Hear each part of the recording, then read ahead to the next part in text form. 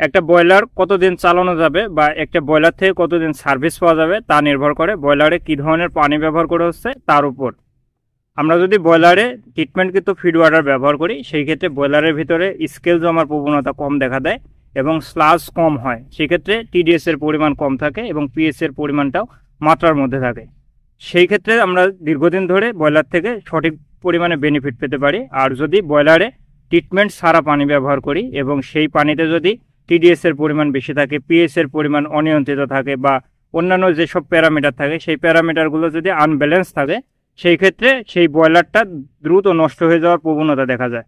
আপনি যদি ব্রয়লারে কী ধরনের পানি ব্যবহার করতে হবে সে সম্বন্ধে জানতে চান এবং পানির প্যারামিটারগুলো কোনটা কত পরিমাণ নির্দিষ্ট থাকবে সেটা যদি আপনি জানতে চান, তাহলে আমাদের ব্রয়লার ইঞ্জিনিয়ারিং এবং ম্যানেজমেন্ট কোর্সে জয়েন করতে পারেন। আমাদের এই কোর্সে ব্রয়লারের প্যারামিটার অর্থাৎ ওয়াটার ম্যানেজমেন্ট সম্বন্ধে বিস্তারিত জানানো হবে।